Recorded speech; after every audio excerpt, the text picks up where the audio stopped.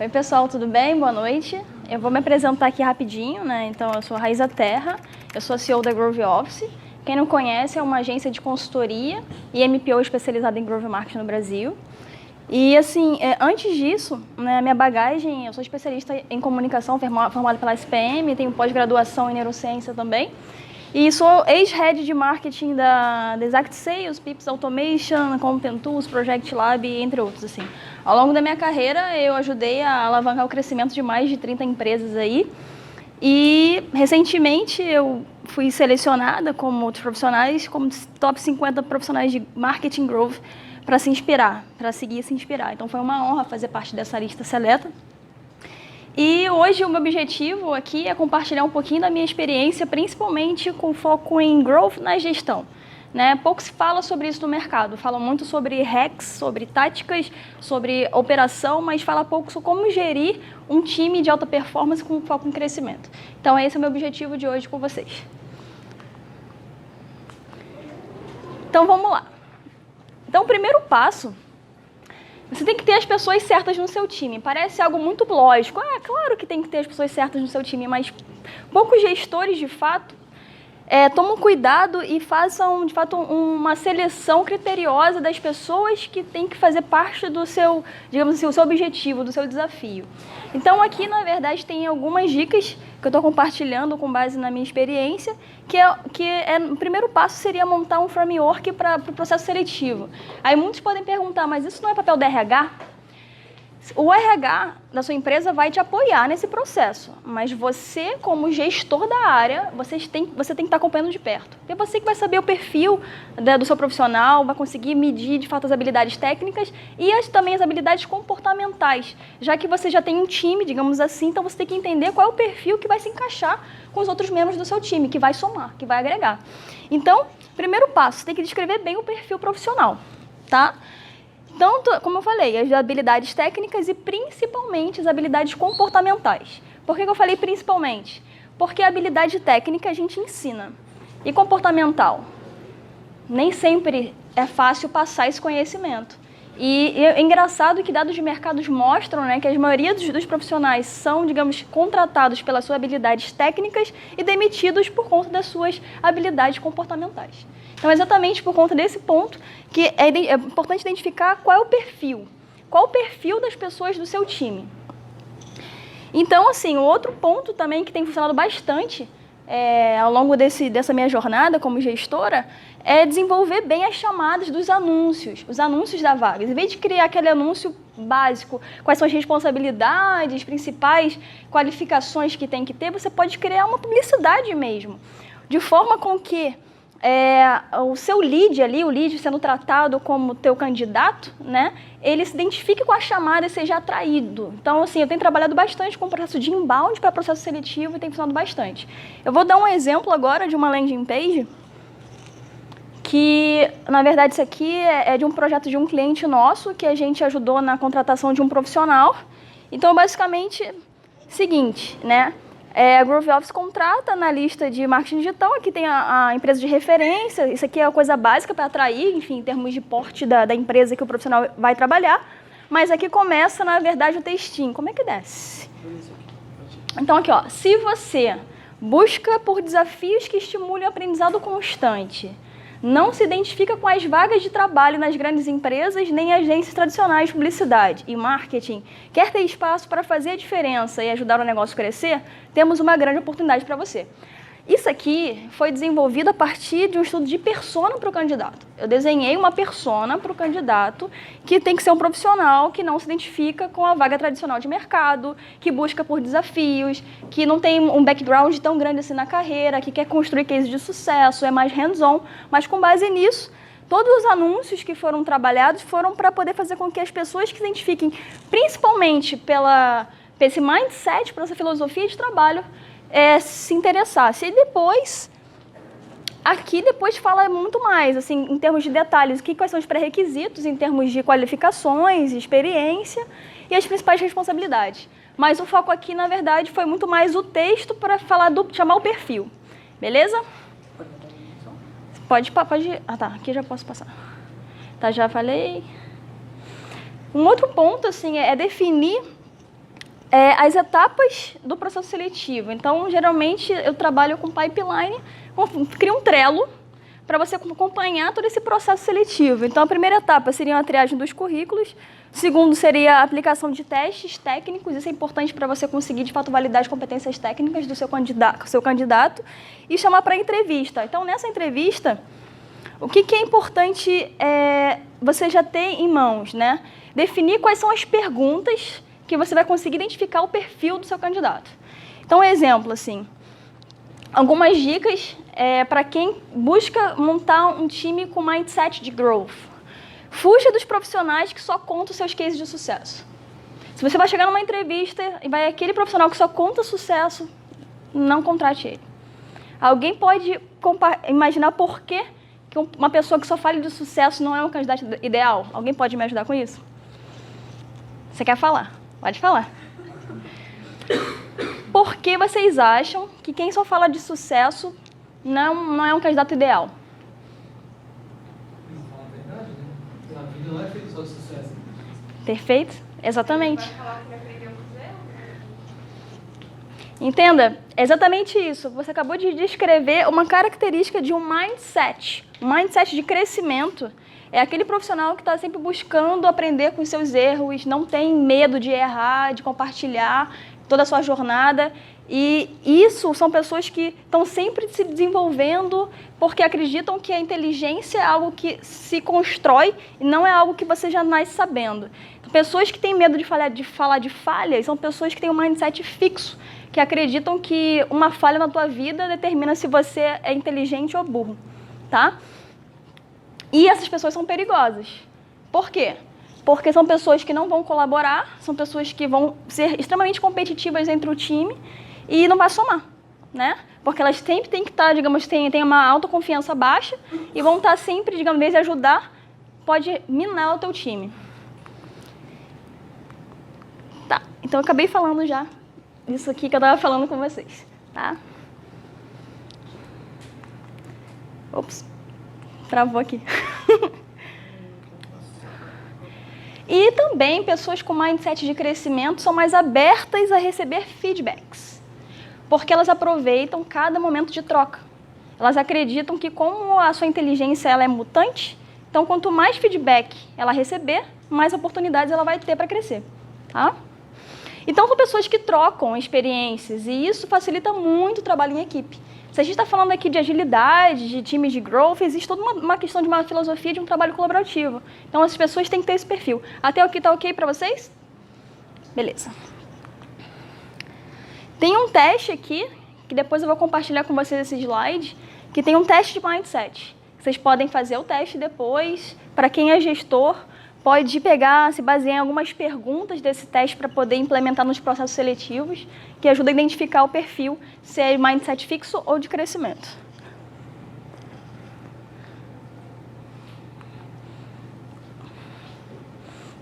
Um outro ponto é para montar um time multidisciplinar. Geralmente, assim, o pessoal muitas vezes fala que um profissional multidisciplinar, um time multidisciplinar é aquele multitarefa. Não é isso aqui que eu estou propondo, tá? Na verdade, eu sou contra os profissionais multitarefas. Eu acredito muito em áreas de especialização. Eu acredito, e tem funcionado bastante comigo, profissionais que são focados em algumas determinadas áreas, porque, na verdade, a pessoa dorme e acorda pensando só nisso, então, geralmente, são os mais especialistas. Então, é importante você ter especialistas de cada vertente dentro do seu time, e quem tem a visão do todo é a coordenação, é uma gerência, que tem que ter essa visão da big picture para poder conseguir ajudar e ver os encaixes das peças, tá? Mas os seus profissionais evitem trazer profissionais que sejam multiuso, né? Então, assim, dê para os profissionais os espaços para eles se especializarem, mas ele não precisa ser especialista para sempre em uma determinada segmentação, área do marketing em si. Você pode muito bem, durante um ano, se especializar em ads, depois no outro ano de e-mail marketing, ao longo da sua carreira você ter vários skills. Mas é importante que você passe um tempo explorando cada uma dessas áreas para você conseguir, de fato, entender o que funciona, o que não funciona e conseguir otimizar isso. Porque se você faz um monte de coisa ao mesmo tempo, você acaba não dando oportunidade de se aprofundar. E com isso, otimizar, tá? Outro ponto que é bem legal é que eu geralmente evito colocar no mesmo time profissionais com o mesmo nível de conhecimento. Exemplo, geralmente eu misturo profissionais júniores, plenos e sêniores. Por quê? Porque se um time só tem profissional júnior, o que vai acontecer? Eles vão se bater o tempo inteiro. Eles não vão conseguir performar, porque vai precisar muito da gestão em cima. Mas e se você tem um time só de sênior? A galera se acomoda, porque acha que sabe tudo, tem muita experiência e acaba não inovando. Então, o ideal é que você misture o tipo de senioridade, enfim, de conhecimento dos seus profissionais, para agregar bastante para eles, tá? Porque aí o pessoal mais jovem, com menos experiência, tira esse pessoal mais velho da zona de conforto e o pessoal mais velho consegue orientar e apoiar o pessoal que é júnior.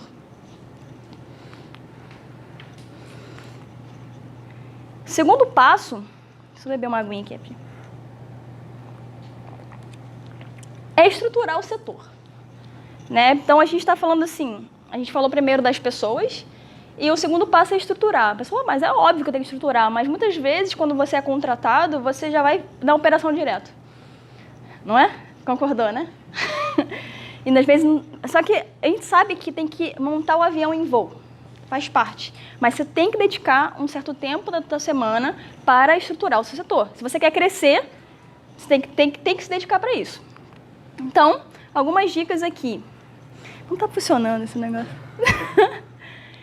Então, quais são as áreas? Estou falando aqui de marketing. Quais são as áreas dentro do seu departamento de marketing?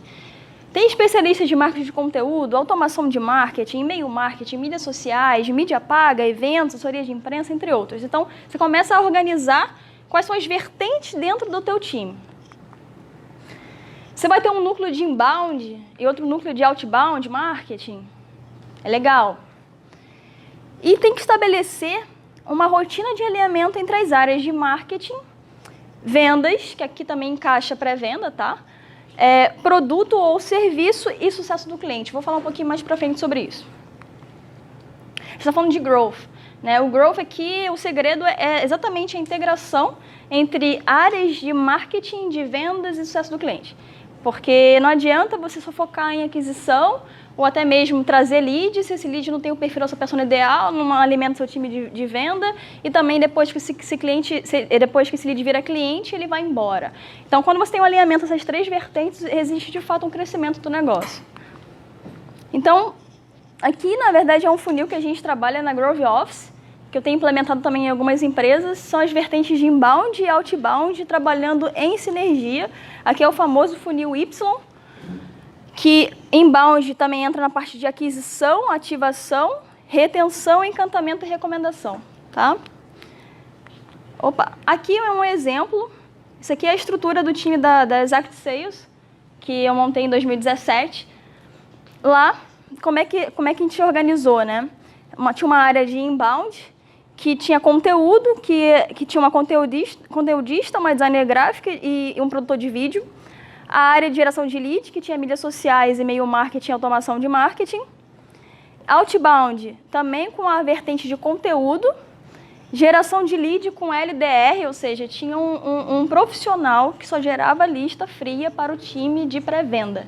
Então, a gente alimentava lá o time de pré-venda por inbound e de outbound. E montamos um time de SDR para receber de inbound e os BDRs recebiam essa lista fria e também faziam a prospecção ativa. Então, ou seja, a gente otimizou a geração de lead frio também. Em vez de o seu pré-vendedor ficar catando milho na internet, a gente também gerava volume de leads com o perfil das pessoas ideais, também, mas com origem fria.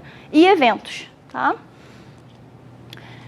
Então, assim, algo que é bem comum é que muitas vezes o seu time fica perdido, porque o marketing, como é um setor de apoio da empresa, muitas vezes ele fica perdido qual é o objetivo. Qual é o objetivo do seu time de marketing? Porque aparece tanta coisa para fazer, mas é importante que você, gestor, defina qual é o principal objetivo do seu time, para conseguir negociar com o seu CEO, dependendo de alguma demanda que possa vir, Isso aqui é a prioridade? Porque se eu tenho esse objetivo aqui, será que realmente esse é o momento de fazer esse investimento? Porque eu tenho tantas pessoas do meu time, eu tenho X capacidade produtiva, será que eu consigo atender tudo isso? Eu não vou desfocar? Então, é importante estabelecer quais são os principais objetivos do seu time. É gerar reconhecimento de marca? É educar mercado? É lançar novos produtos e serviços? É gerar vendas diretas no site ou trials? Isso falando aqui para vendas não complexas, SaaS, por exemplo. É gerar leads qualificados para pré-venda ou vendas? Aqui no modelo de vendas complexas. Isso é muito importante que o seu time tenha ciência disso e você, gestor, também. É apoiar com ações de retenção de clientes, como programas de fidelidade, upsell, cross-sell? Então, tá. Então, aqui é algo que eu vejo como fundamental, é você, de fato, projetar as metas do seu time de marketing com base na meta de venda. A gente está falando de growth, a gente está falando de crescimento. Temos duas formas de crescer: tração, ou seja, aquisição, e também geração de receita da partir da sua base de cliente. Então, vamos lá, a gente trabalha para geração de venda, novos clientes, depois faz um trabalho para vender para os seus clientes atuais. Né? Então, projete as metas do seu time de marketing com base nas metas de venda. Engenharia reversa, vou dar um exemplo aqui. Tá? E outro ponto importante, dê comissão para o seu time de marketing.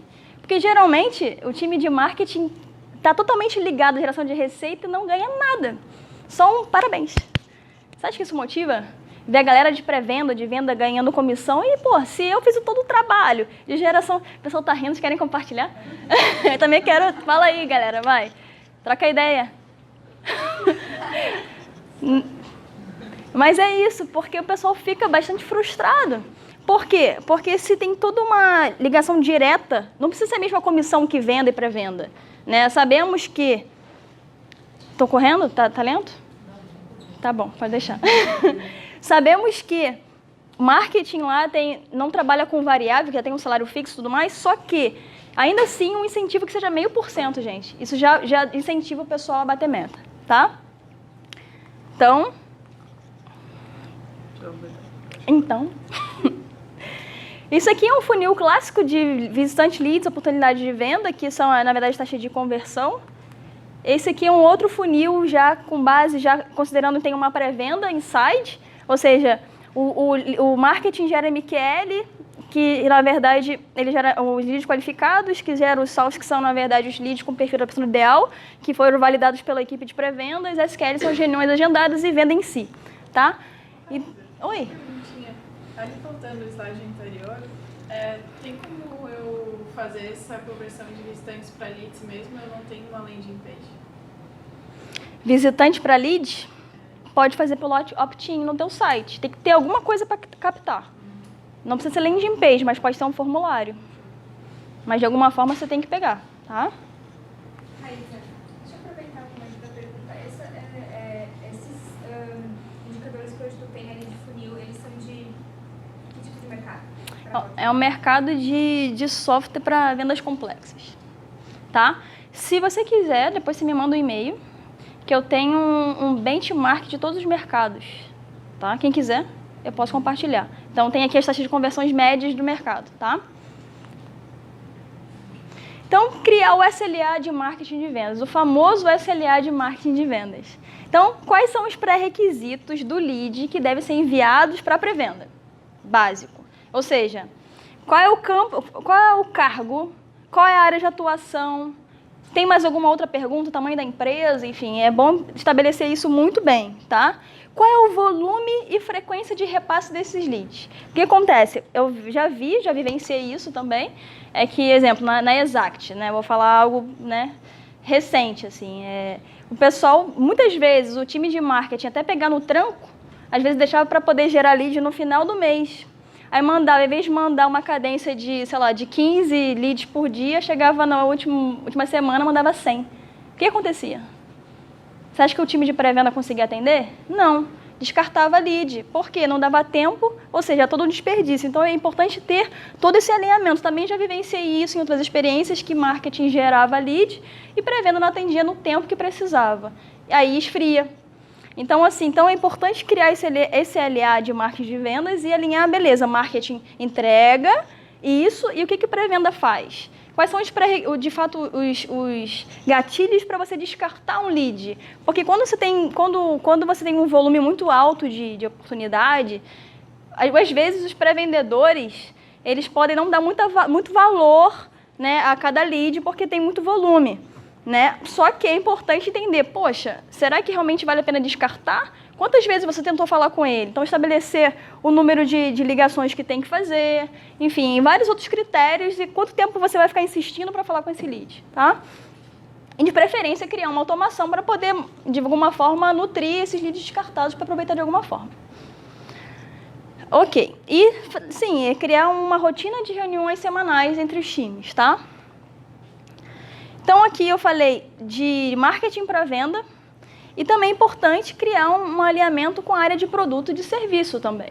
Né? Ou seja, você está falando no mercado de SaaS, por exemplo, quando serão lançadas novas funcionalidades do meu produto? Se eu tenho um serviço, quando vão ser lançados os meus novos serviços? É importante que o seu time de marketing saiba da evolução da tua empresa para conseguir trabalhar com marketing, criar um release para a tua equipe e, digamos, sincronizar esses lançamentos e, de fato, contribuir para isso, tá?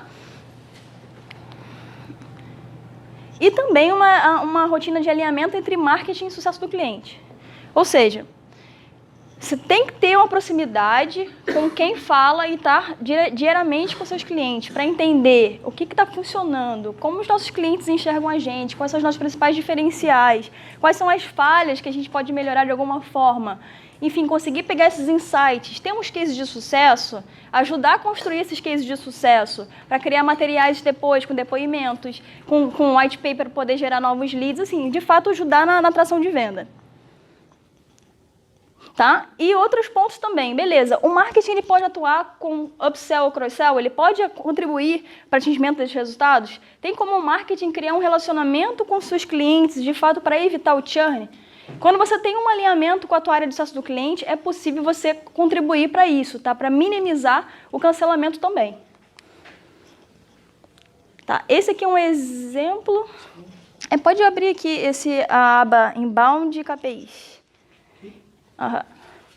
Que isso aqui, na verdade, eu vou compartilhar com vocês também, depois só se inscrever na landing page, que é um funil, tá? É um KPI que, na verdade, a gente consegue metrificar o funil inteiro, desde visitante, consegue passar para mim? De visitante para a direita. De visitante até venda, travou. Mas basicamente você consegue medir as taxas de conversão por semana, tá? Para acompanhar esses resultados de perto, tá? Todo o funil. Então, vamos lá. Deixa eu voltar. Não, tá ótimo. Ok? Uhum. Obrigada.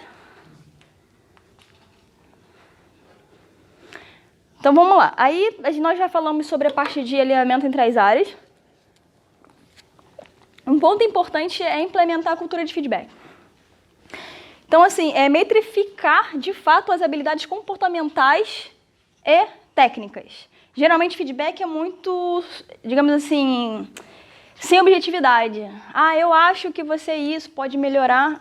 Mas quando você começa a conseguir, de fato, metrificar quais são as habilidades técnicas e comportamentais e dar nota para isso, e estimar o quanto você deve melhorar a partir de um certo tempo, isso você consegue tornar algo que de fato é subjetivo e algo mais palpável. E no final também, quem baixar, enfim, nessa landing page, eu tenho também uma matriz que eu criei de competências comportamentais e técnicas. E lançar, de fato, desafios individuais e coletivos. Vamos voltar aqui no perfil. São pessoas que estão buscando por desafios. Então, se você, gestor, não incentive o desenvolvimento do seu colaborador, ele vai desmotivar. Então, tem que estar o tempo inteiro criando novos desafios e fazer com que ele suba a barra, tá? Comece com feedbacks um por mês, nos primeiros 3 meses, quando você contrata um novo funcionário, e depois disso faça feedbacks trimestrais. Isso aqui é um exemplo da planilha que eu falei para vocês. Então, aqui eu elenquei habilidades comportamentais, na verdade, a pontuação e a expectativa de atingimento de melhoria para a próxima rodada de feedback, tá? Tá, aqui é uma dica quente. É uma dica quente de neurociência, tá? Aplicada à gestão, que é para dar o feedback, para ele ter bastante impacto e quebrar, digamos, as barreiras, né? Enfim, do teu colaborador, para ele conseguir, de fato, absorver. O primeiro passo é você ter que sentar próximo do seu colaborador e olhar nos olhos, né? Sem aquele olhar muito estatelado para não assustar, mas... Não, mas é verdade. Tá? Então, assim, um olhar tipo, próximo, amigável, e porque isso passa uma sinceridade e confiança. E se puder, dá uns toquinhos no braço também, tá? Que isso também mostra uma certa conexão com você. E evite, isso aqui é quente, tá? E evite termos como você, isso pode melhorar mais, porém, já vou explicar melhor. Exemplo. Vou dar um feedback para você. Você está entregando conteúdos muito bons, mas está esquecendo de inserir o term sources. O que eu acabei de fazer? Eu acabei de tirar toda a força de algo positivo. Então, em vez de usar mais, porém, olha a diferença agora. Você está entregando conteúdos muito bons, só não se esqueça de inserir o term source. Olha a diferença. O outro, o outro foi eu excluir. Quando eu boto um porém, eu excluí tudo de bom que eu falei. Aqui não. No aditivo, eu só complementei e não tirei o peso do feedback positivo. Tá gostando? Tá com o maior sorrisão, tá assim ali. Legal. E isso aqui é chave. Nunca compartilhe o feedback do seu colaborador com outros membros do time. Isso é algo sigiloso entre você e o seu funcionário. Porque senão ele perde toda a confiança, toda a força daquilo. E ele não vai conseguir ter abertura para poder colocar para fora as coisas que ele gostaria de alinhar. Enfim, em vez de se sentir, digamos, estimulado a desenvolver, ele vai ficar com a autoestima baixa e vai, na verdade, dar o resultado inverso, tá? E o terceiro passo, agora eu vou falar de métodos ágeis.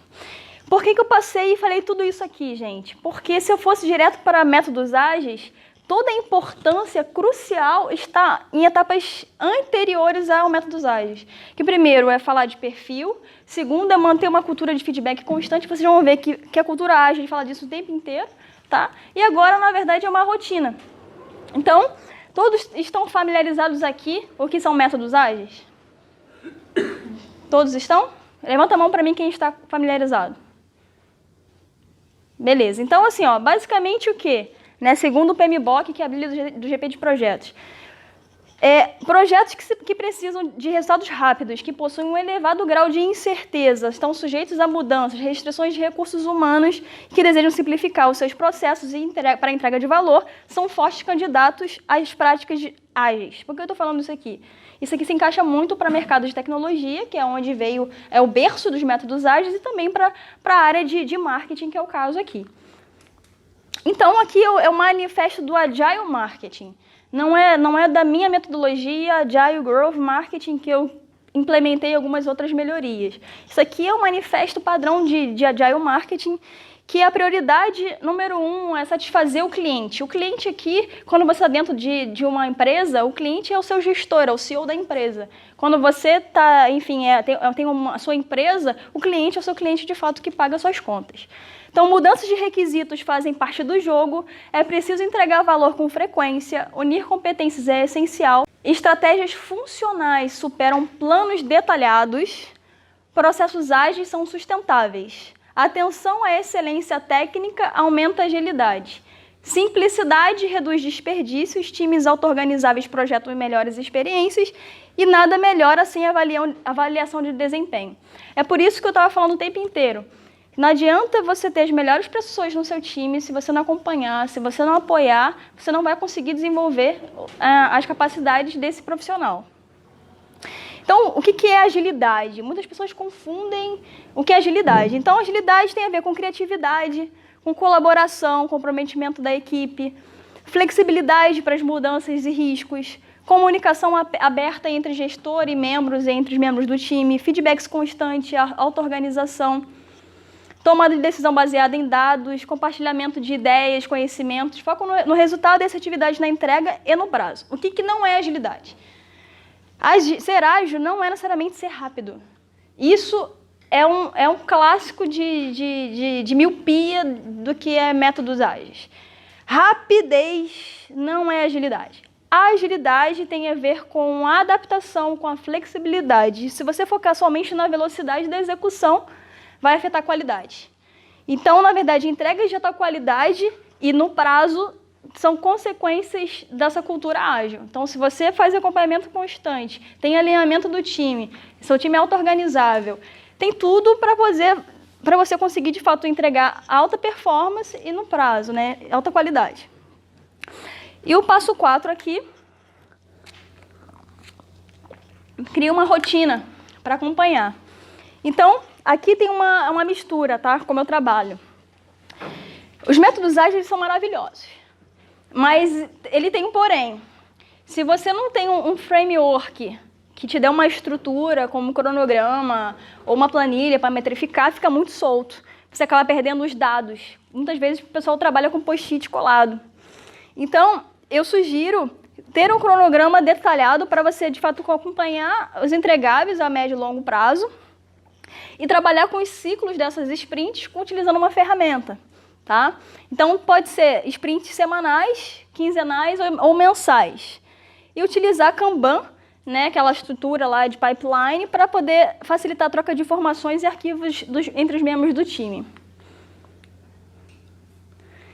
Esse aqui é um exemplo de um cronograma. E evite usar e-mails, tá? E-mail é extremamente improdutivo. Por quê? Porque muitas vezes as coisas se perdem por lá. Então, quando você tem um time, muitas vezes as tarefas são interdependentes, nada melhor do que centralizar numa ferramenta. Um exemplo, um Trello, um Kanban, um Kanban Flow, entre outras ferramentas que tem, tá? E você tem que definir quais são os objetivos e metas principais daquele mês para você conseguir planejar suas sprints ao longo desses ciclos. Então, aqui é um exemplo de como a gente trabalha na Groove Office. Aqui a gente quebra os entregáveis maiores como conquistas, quebramos conjuntos de tarefas e missões, e dentro das missões tem as suas tarefas específicas com esforço responsável e deadlines.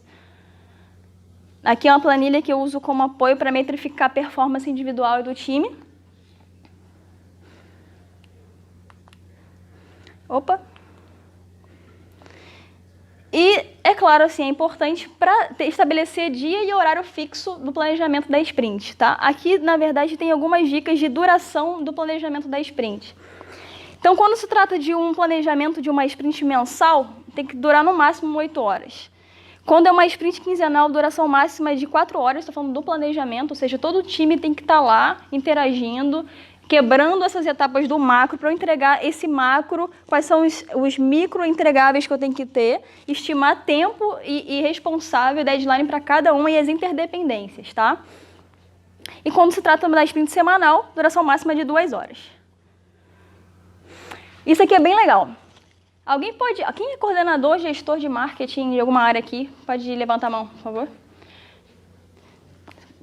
Vocês dois. Qual é a capacidade produtiva do seu time? A gente calcula isso em pontos no nosso Kanban. São 70 vezes 5. São 5 membros. Tá vendo? Ele é bem evoluído. Por quê? Ele já sabe exatamente quanto de esforço, de trabalho aquele time consegue entregar numa sprint. Que é semanal? Sim. E você? A nossa sprint também é semanal, mas o Bart me quebrou total. Nós somos em 13, então é bem menor do que ele falou. Pois, uma dica. Você imagina assim, 8 horas de trabalho. Ninguém trabalha 8 horas, né? São 8. Né? Geralmente são de 4 a 5 horas. Então, 5 horas por dia, numa semana, são 20 horas. Então, você pode considerar 20 horas para cada colaborador. Aqui eu estimo por Pomodoro. Alguém conhece Pomodoro? Técnica Pomodoro? Então, assim, no caso, 40 Pomodoros por semana por pessoa.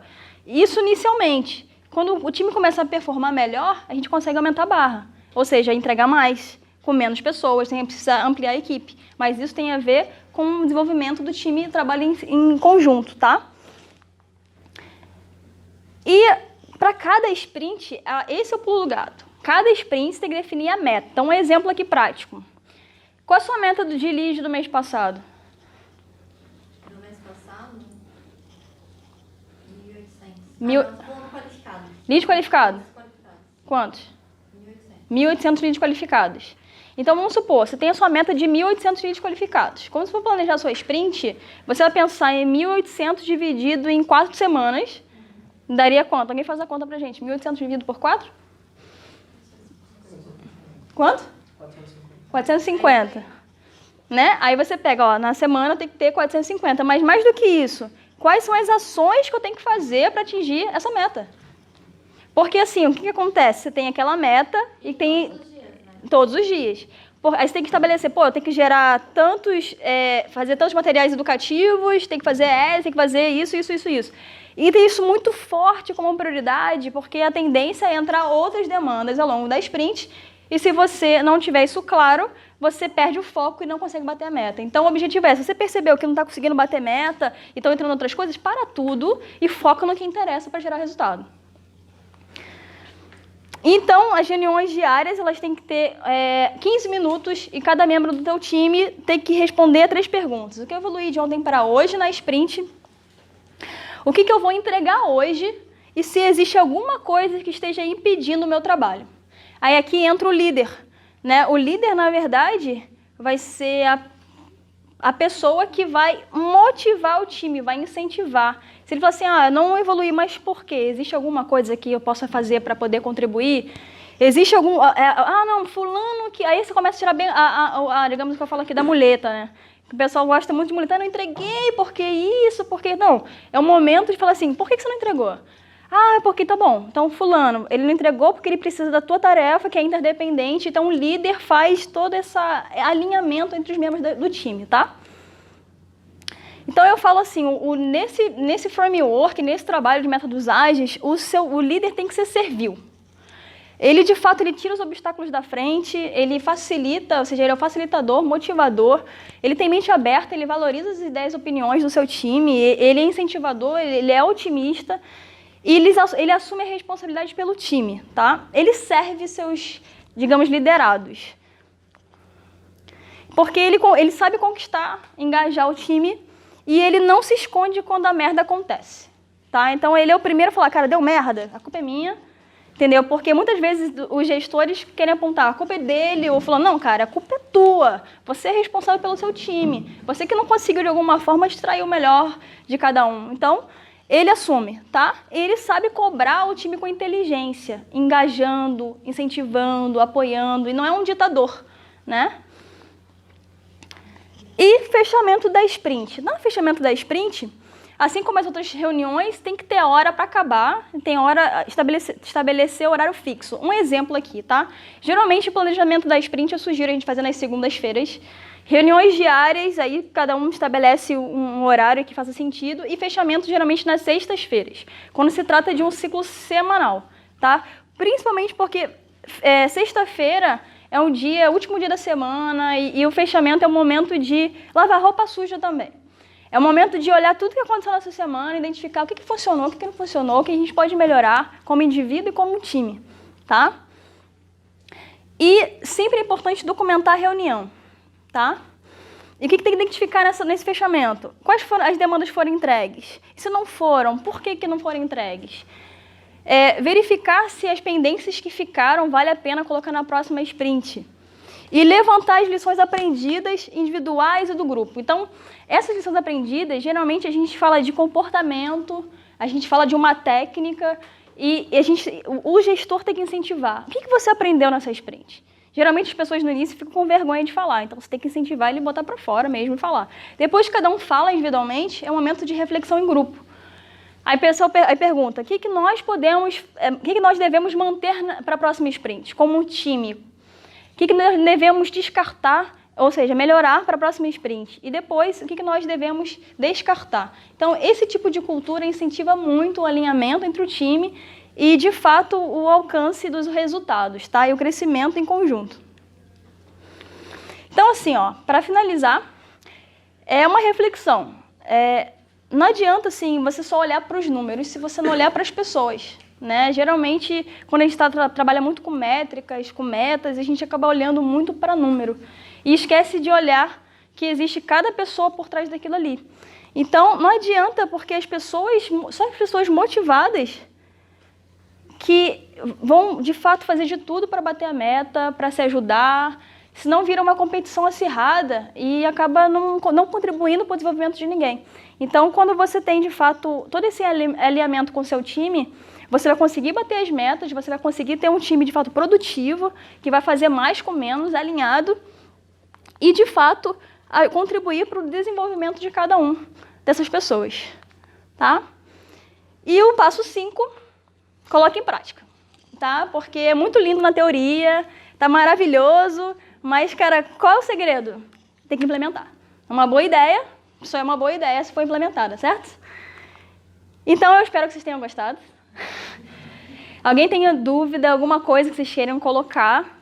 Temos ainda 2 minutos, estão aqui me tendo no meu tempo. Alguém quer colocar alguma observação, tirar alguma dúvida? Nada? Deixa eu perguntar uma coisa, Raíssa. Tu colocasse ali que tu segmenta, né, o tempo de planejamento dependendo da duração do sprint, né? Para quando você recomenda uma sprint mensal, no caso? 8 horas. Sim, mas sob qual contexto eu indico para aquela operação, para aquele time, uma sprint mensal? Quais seriam os indicadores que me dão algum indício assim, de que faz sentido aplicar? Porque hoje, na nossa operação, né, a gente aplica sprints semanais, até porque as coisas acontecem muito rápidas, né? Exatamente quando um projeto não tem tanta mudança em velocidade de mudança de escopo, né? Porque, assim, para marketing, esquece. Porque um mês tudo muda, né? Então, assim, eu sugiro ser no máximo quinzenal, e eu acho difícil, tá? Mas quando você tem uma agência, no caso da Grove Office, tá? Nossas sprints são quinzenais. Porque, na verdade, a gente trabalha com time remoto, tem vários times na nuvem. Então, assim, e o volume de entregável não é tanto quando você está dentro de uma empresa. Então, dá para fazer também para poder, digamos, conciliar com outros projetos ser quinzenal, tá? Alguém mais? Há quanto tempo trabalhas com sprint? Eu trabalho há 5 anos, com foco em marketing. Eu tive a oportunidade de aprender na Project Lab, que foi a empresa que eu montei o marketing há alguns anos atrás, porque ela é especialista, né, em gerenciamento de projetos. Então, para fazer o marketing dessa empresa, eu tive que aprender bastante. E foi a grande oportunidade que eu tive para conseguir implementar isso para o mercado. Já pensaste em trabalhar com fluxo contínuo? Kanban?